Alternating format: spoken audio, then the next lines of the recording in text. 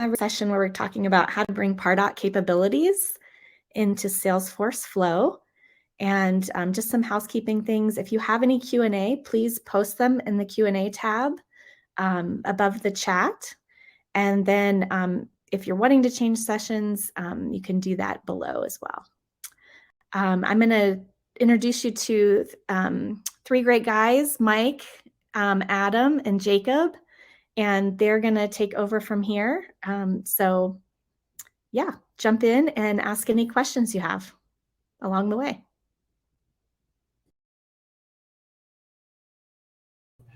All right. Well, thank you everyone for joining us today. Let's get started. So as Jenny mentioned, my name is Jacob. I'm here with Mike Creuzer and Adam Erstelle. We're here to kind of talk through some of our a new solution we've created, Flow Actions for Pardot. So I am the product manager for Sercante Labs. So Sercante Labs, just as a little bit of background, is our in-house solution for building custom apps and integrations to better connect Pardot with other systems and just kind of enhance what's already there. Mike is our Pardot partnerships and API integrations lead. So he'll be kind of going through a demo of this solution with us. And Adam is our VP of technology who created this solution. So we're really excited to go through a little bit of technical, a little bit of high level, and get started with this. So before we go too far into this, thank you to all of our sponsors. The demo jam this morning was wonderful, and we really appreciate everyone to support this event. We're really, really excited to bring a marketing-focused Salesforce event to the community. All right. So high level, we want to go into this again from the top. When we look at MarTech solutions and when we talk about Sercante Labs and whatnot, again, we're trying to enhance what we already have. There's a lot of solutions out there that you can use in your MarTech stack, from advertising, content, social, data cleanliness, data management. There's a lot you can choose from. If you go to the next slide, what we're seeing is that on average, there's about organizations that have about 12 MarTech solutions in their tech stack. However, I've worked with orgs that have about 30 in their tech stack. But we also have commonly about 12 of those solutions, or 12 solutions that you have some sort of efficiency impacting issue. Also, a lot of times you get a system and it says, hey, we integrate with Pardot. You should download us and purchase us. And you get it because you're really excited. And then you learn, oh, wait, it doesn't integrate directly with Pardot. It integrates with Salesforce. And I have to rely on that Salesforce to Pardot integration to get done what I need to get done. And while that Salesforce to Pardot integration is really, really cool, it's sometimes a little bit lackluster. So on the next slide, we talk about there's a lot of ways that you can enhance either the Pardot to Salesforce integration or just really any integration with Pardot. You have custom code, which is something that Adam and Mike are amazing at. There are SI partners, so Sercante Labs being one of them, to help work with you to create and build said custom integration. And then there's ISV partners who create solutions and post them in the App Exchange, and they're managed packages that you can purchase without having to have a contractual agreement with a SI partner. So on the next slide, we want to understand, how can this API help me? How can we better connect and use Salesforce to Pardot and get them to talk better to each other? So just like any other integration, Pardot has an API that can communicate with Salesforce and other systems. That Pardot API has had leaps and bounds of upgrades with the V5 API connector. They've talked about that in the roadmap conversation yesterday. So if you want to learn more about that, whenever the event's all said and done, you can go back and reference the recording. But within this API coverage, we can look at prospect management, segmentation, content management, so things like custom redirects and referencing email templates, engagement reporting. I'm not going to really highlight the organization and domains and account and user details because it's a little bit more getting an org created kind of thing. But the thing that we'll really dive heavily into in the demo today is going to be external activities, We've talked about this in a few sessions throughout Marge Riemann, but external activities are going to be really, really important for us in the long term of Pardot as we're trying to find new ways to get integrations that don't always have that in-your-face integration existing. So on the next slide, at a high level, what we're looking at with this is we're seeing that with connecting from the V5 conversation, we're able to pull in content components, pre-built content, as I said before, pulling in different apps, as well as content from Pardot, and pushing them into the system from Salesforce using that API connector. And then from there, we can track external activities, external actions inside of Pardot and through Engagement Studio programs. So that's going to be one of our demo use cases we'll highlight later on in the session. So to get started with this solution, it's really easy. So the first thing we have to do is creating a connected app.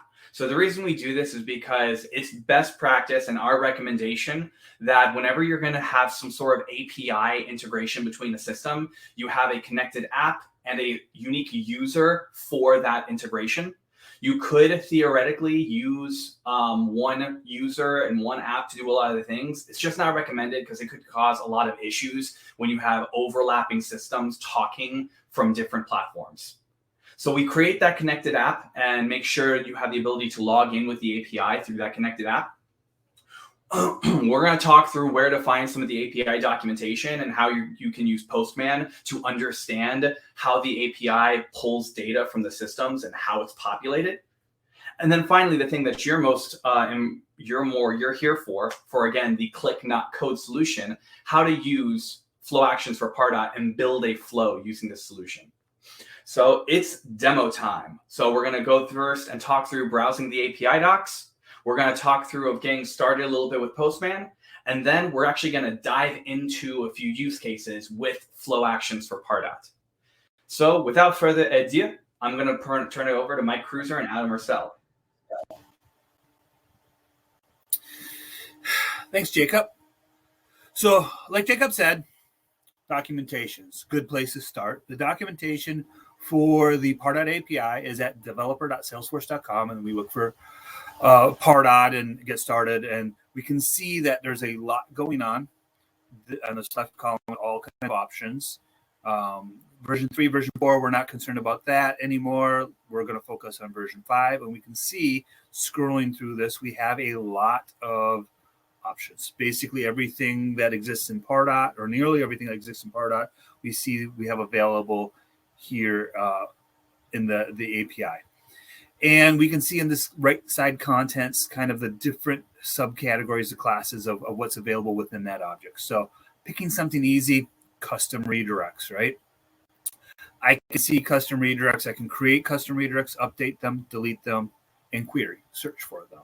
And looking at the documentation, it shows me things like a URL that I can use because this is a REST API and that's URL based, and how I need to ask the right questions to use this API, what fields are expected, and so on and so forth. The normal API stuff that we see. So to use this, I like using a tool called Postman.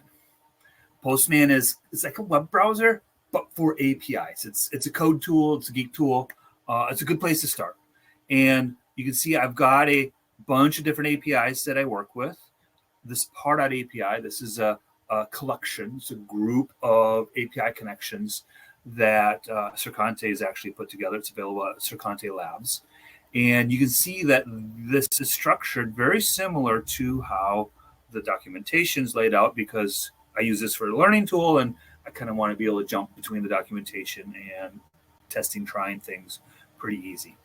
So we're going to look at custom redirects, and I want to create a custom redirect. And when I click on create, we can see that it opens up a tab, and we can do stuff. I want to create with the name custom redirect API. I have a destination URL, campaign, and a tracker domain. So I'm gonna click send. I'm gonna do this API thing, and I get an error. Access denied. Oh, logins. I need to be logged in. So like Jacob said, we need to create that connected app. I'm not going to show how to do that. That's a different demo, there's documentation how to create it. But with that correct connected app, I need to be able to log in. So I'm going to go over to my login tab, and I'm going to see that I've got a lot of the stuff set up, and there's a permissions up here where those details are stored. And I'm going to click send, and it's going to log in for me. And I can see that I get an access token and stuff like that. So now if I go back to my custom redirect and I click send again, I'm not going to get a custom redirect. Darn it. So we get a lot of errors with the API. So I've got an invalid campaign ID. Now, if we notice, this campaign ID doesn't quite look like our Salesforce campaign IDs. So let's go see what this campaign ID ought to be. So I'm going to look at my Pardot campaigns, and these are the Salesforce campaigns that have been copied into Pardot with our campaign sync. And I'm going to be interested in this Margreaming campaign. And if I look down at the URL at the bottom, I see that the last digits are 85339. So I'm going to go back to here. I'm going to say 85339. And then I'm going to click send. And here we can see I've got a successful response. It was created by me. It's got it's not deleted. There's a URL and all this. So I've used the API to create a custom redirect. And if we look at our custom redirects created today, it's empty. So let's reload the screen. And hi, Brandy. And we should load, demos are always fun because, the internet's super fast on demo day. And here we go. We've got our custom redirect created. So how do we make this even easier? Well, we look at our Salesforce campaigns. We start campaigns in Salesforce, and we see how I've got my Margreaming campaign, and I can open that up. And wouldn't it be great to be able to create my custom redirects that I always use for certain types of events right here on the Salesforce campaign screen? And look at this. I've got this little thing here called Create Social Redirects. Got a name, Margreaming, that sounds same as my campaign. And I'm going to create this. So serconte.com/labs. And because I always forget the HTTPS, right? So I'm going to click next. And we can see it's thinking and it's doing stuff. And whoa, we've got Pardot demo custom redirects. Let's look back at our custom redirects and reload this screen. And we've got more custom redirects. I know they're coming. I'm confident in myself. And there they are. They've shown up. We're able to create these custom redirects right from Salesforce, right from the campaign object. Makes it easy to create these. That's ridiculous. How did you do that, Mike? I'm glad you asked, Adam. So I used a Flow. Flow is like Engagement Studio programs, but in Salesforce and for automation, data automation, business process automation. It looks very similar, and it works kind of similar. So we have a start, and this start screen flow.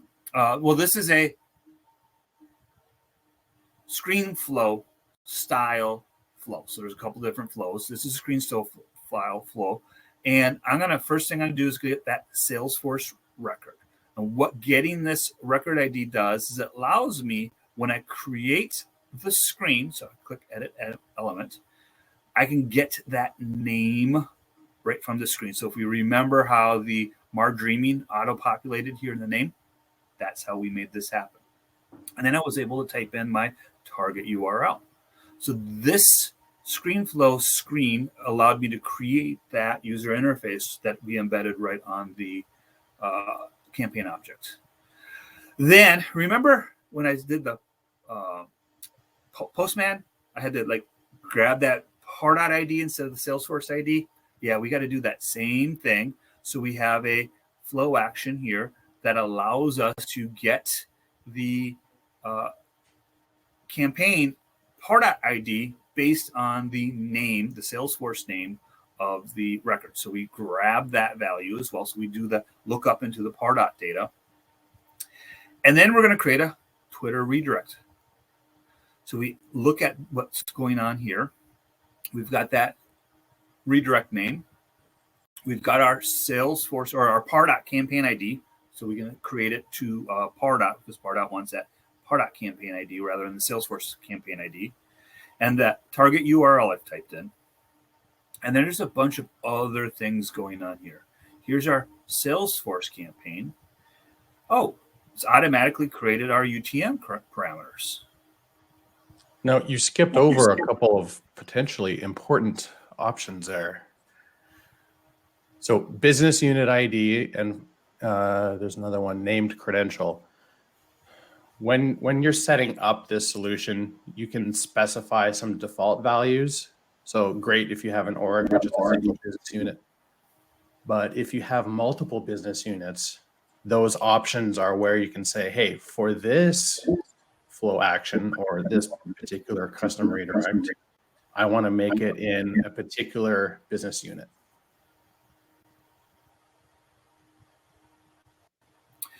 Great. So we can see we've also done the same thing for Instagram, LinkedIn. So we've created those customer redirects. And then we have a new screen. We've created another screen. And if we look at this, we just paste the final results into that screen. That's what gives us the right tab. That's what gives us this results. So if I was to reload this screen, we're going to start that process over again. And we're going to get that screen creation flow popping back up. And we'll be able to create a whole new set of social redirects from that screen. It's pretty cool stuff. I'm liking one this. use case to call out with this is we're using the example of this being an upcoming webinar, an upcoming event, and we're trying to understand promotion and having UTM parameters so we know where are people coming from. This same thing can be done for any other type of marketing campaign where you're trying to push people to a landing page or you're trying to understand paid ads. So say you're trying to create a Google ad campaign. You start through Salesforce, you build the campaign. From this flow actions for Pardot screen flow, you're able to create all the necessary links for your Google paid ads and then get them into the system so that all you really have to do in Pardot is build the emails. And because this is flow, right? The example we have here is pretty straightforward. But to what Jacob was saying, you could have a decision element here that looks at, what kind of campaign type are we working with? And then depending on the campaign types, you could have, for one of them, maybe you're creating one or two custom redirects, right? So the power that's available to you is really limited on what you can dream up and what your skills are with flow, maybe.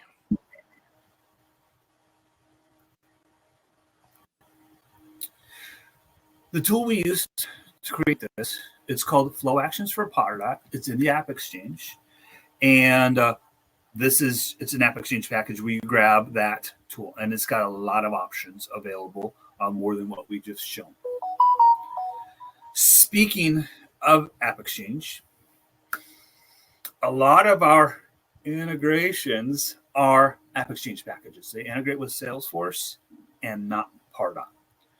So we want to work with these in Pardot and having the data appear in Pardot the way we want it to appear.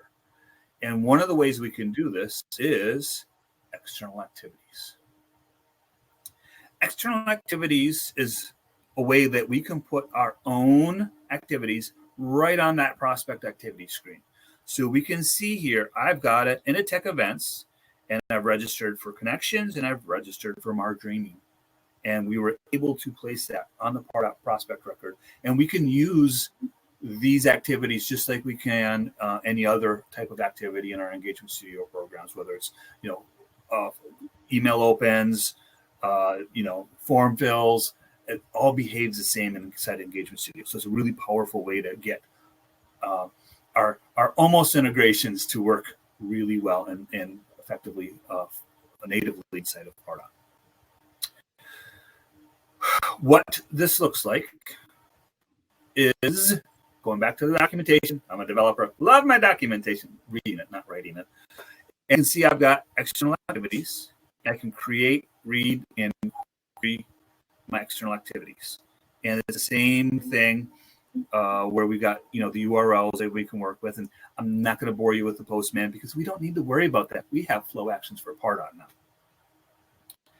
To make these work, we need to create an event or an App Exchange package. So I'm going to work with a hypothetical App Exchange package called Initech Event, and it's created custom objects and a variety of pieces. And we can see that in my Initech Event custom object, I have a Mar Dreaming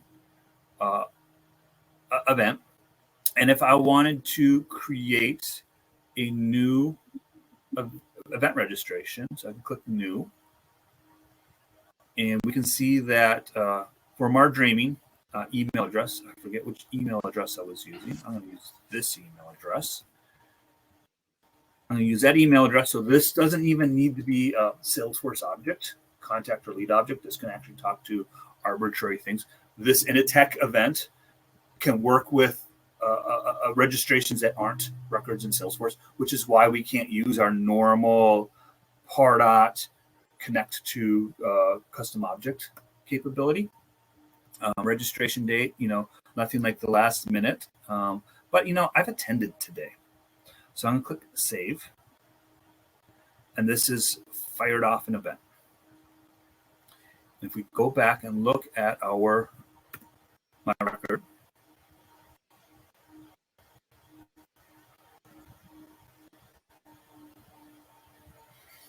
demo days are the best. Come on, internet. I can see that I've got that new attended event.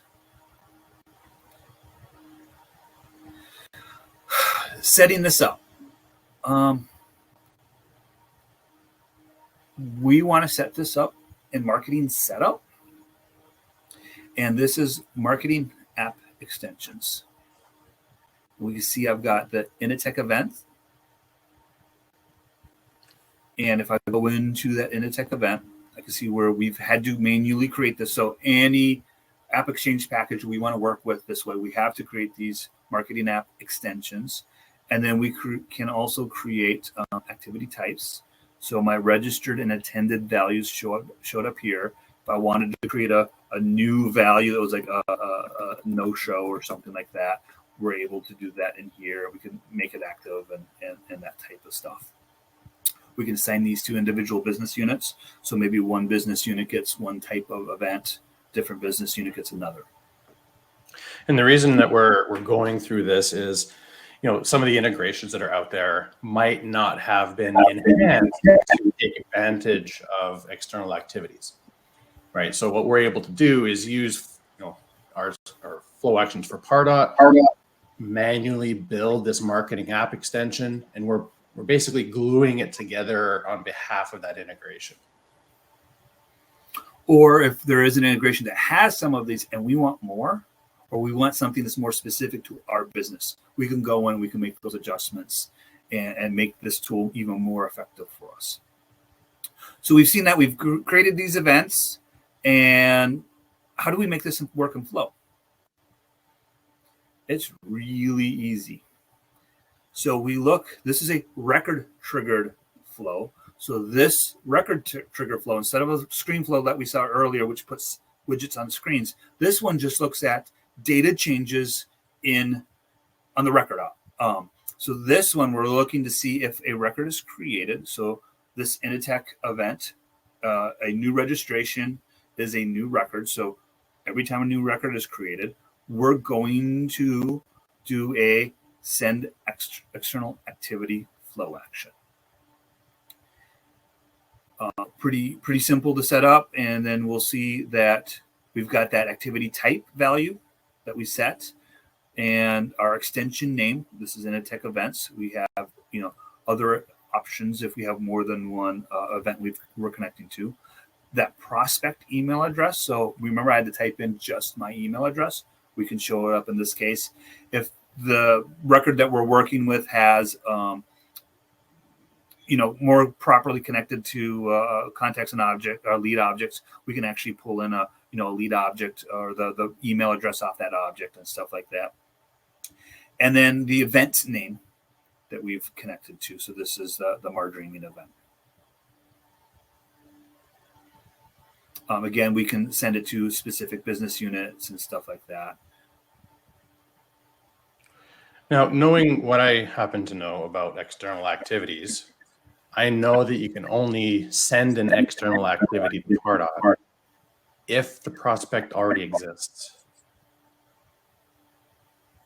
How can we help make sure that in a tech events, which doesn't work with anything, right? How can we make sure that this runs nice and smooth?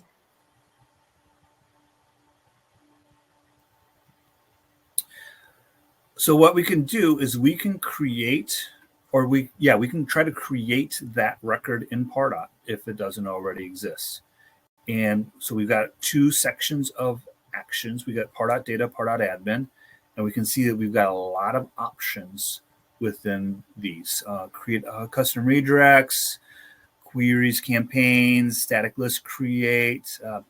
It's not a Pardot admin. So Pardot admin is all the non-prospect related actions that we have. So create a new Pardot prospect, that's going to be a Pardot data. And we can see what we have here. So we can add external activities. Yep, that's what we're doing. Form handlers, so we can create these by form handlers. Query list, prospect delete. Oh, cool, I could delete prospects. That's not what I'm looking for. Prospect upsert by email address. That's what I want to do. So I want to create that new action, and I can create that new email address, and that's coming in. So record email. So I can create that email address here, and I'm not going to do any of these other things because I don't have it in this particular integration. And I can create a label and click done. I click cancel on accident. Yay, demo. But if I would have clicked done instead of cancel, I would have seen that new node here. We don't need to see that. So pulling this all together, using this, like we've shown some pretty cool stuff, but how can we use this? Well, back to Engagement Studio program. I've got a new Engagement Studio program, and I can see that I can check that custom redirect. One of the custom redirects that I created from Salesforce, right from that campaign object, I can check to see if somebody's used that custom redirect. It's pretty easy. We didn't have to jump back and forth between the different screens in Salesforce to be able to do that. And I could do my normal, Pardot Engagement Studio stuff. So, add to Salesforce, campaign, the normal things we're used to. The other thing we can do, the new thing we can do, is we can see that we've got this new external activity. And we can see external activity. It was an Inditech events that, registered. Well, maybe I want attended, and I can say Dreaming or whatever the event is. So I can, do these types of schedules, and then I can send that email. So we can send that email saying, oh, thanks for registering and happy to see you. So we have simplified a lot of our actions, and we've expanded the capability of Pardot.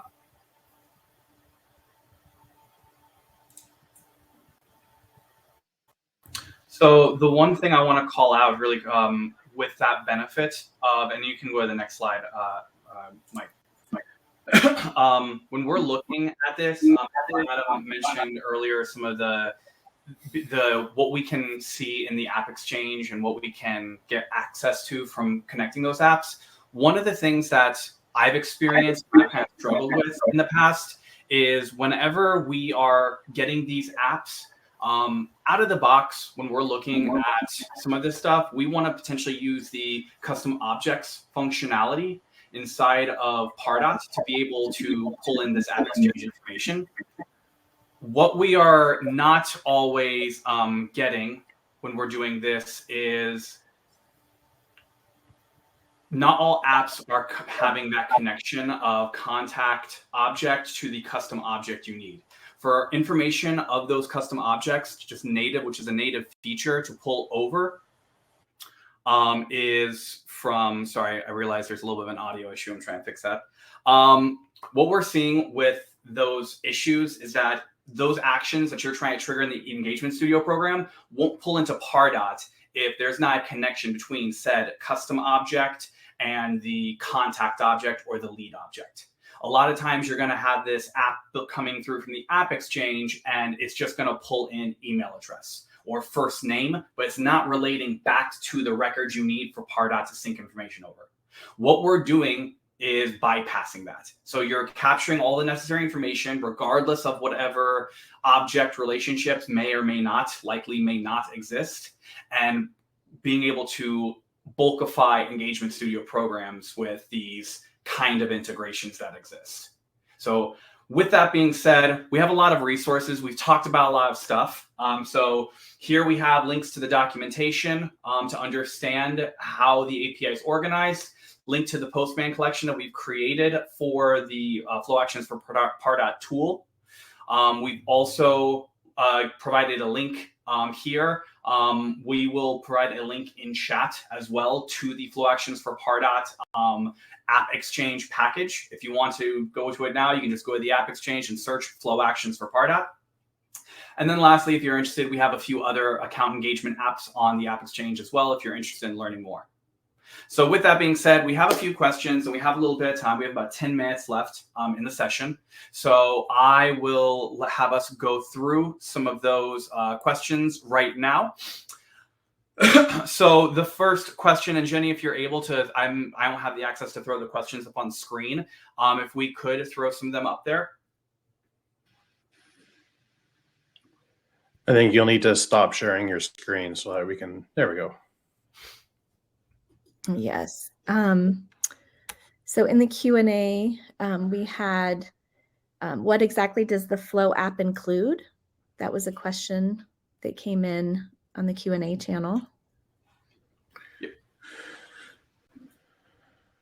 Yeah, so the managed package that we have for this solution, it pretty much just contains some invocable actions, right? So when you're building your own flow and you click Add Action, our solution adds some of the options that you can pick from there. But in itself, the solution is really like it's a toolbox with different tools that you can use. And then it's up to you to figure out, how do I want to use some of these tools to accomplish my own business goals? We do have a couple of examples and some walkthrough videos with our documentation that's linked in the package to help maybe spur some of that creativity.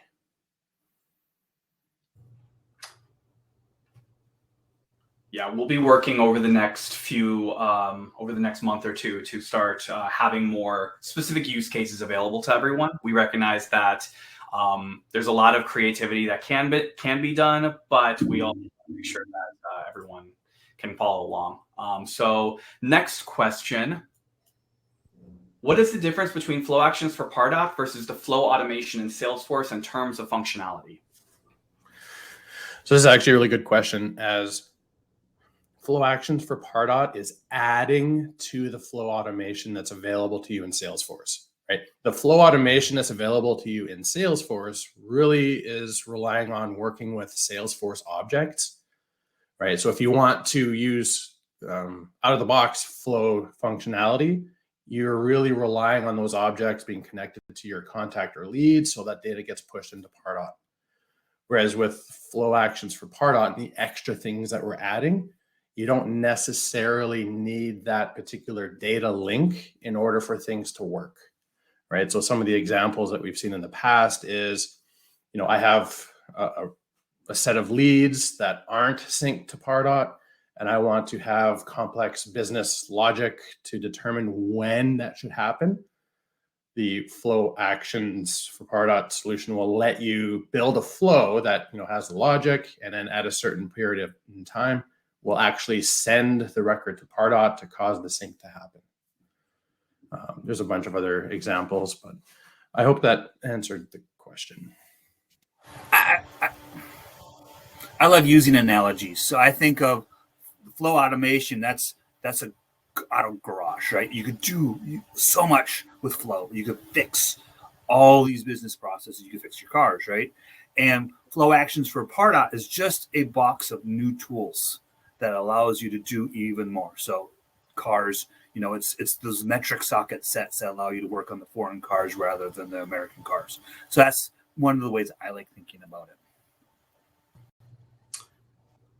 Wonderful. So the next question, which I think we answered in the chat, but I want to throw it in here because this is a question I even had. Do the external activities in Pardot show up inside of the engagement history component for Salesforce users? No.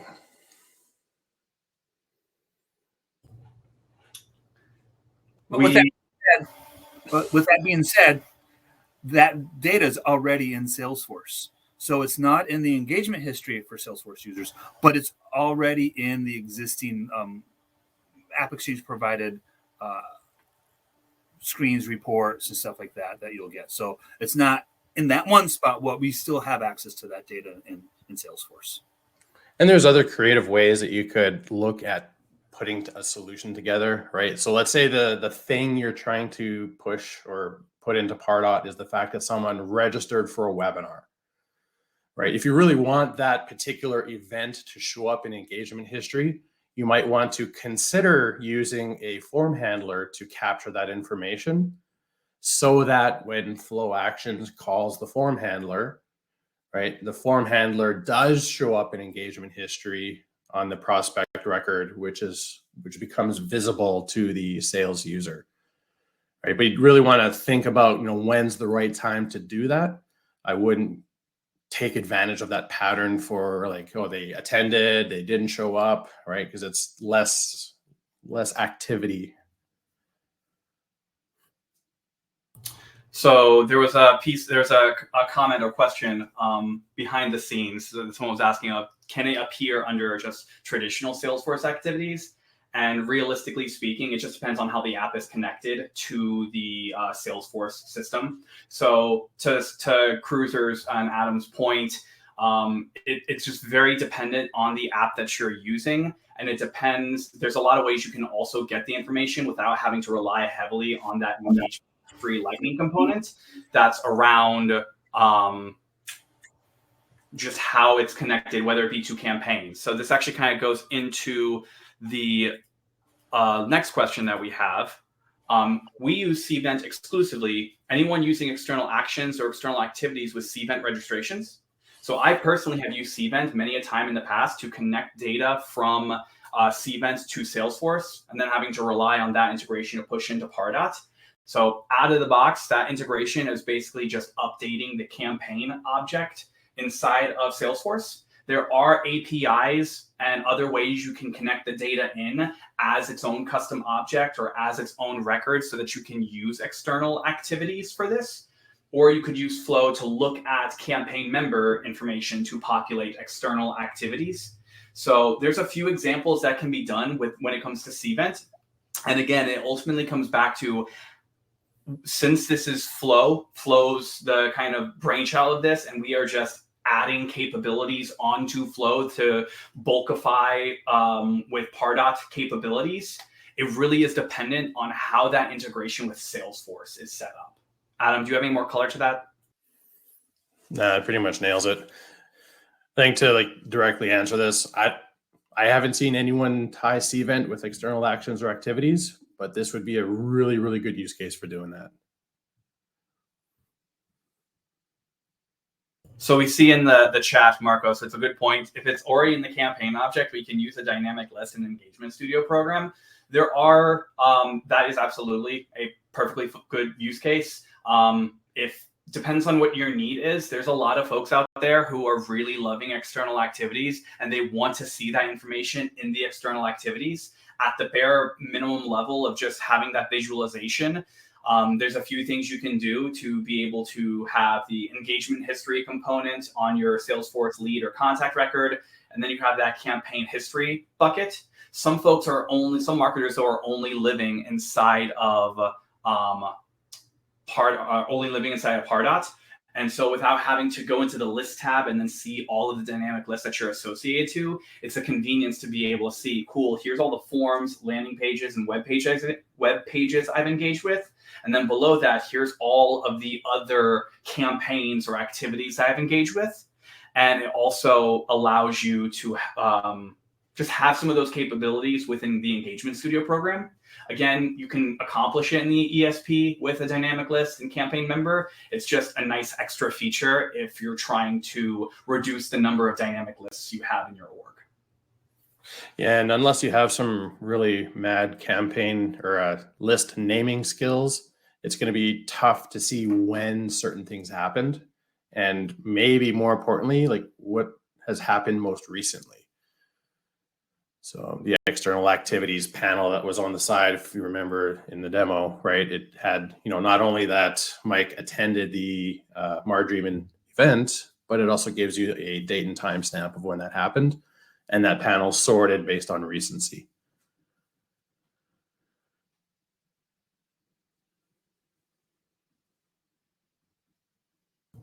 So it doesn't look like we have any more questions in the QA or inside of chat. We have about 4 minutes left. So if anyone has any remaining questions, feel free to post in chat. Otherwise, we very much appreciate you taking the time to be in this session, learn about a cool new app to add Pardot capabilities to Salesforce.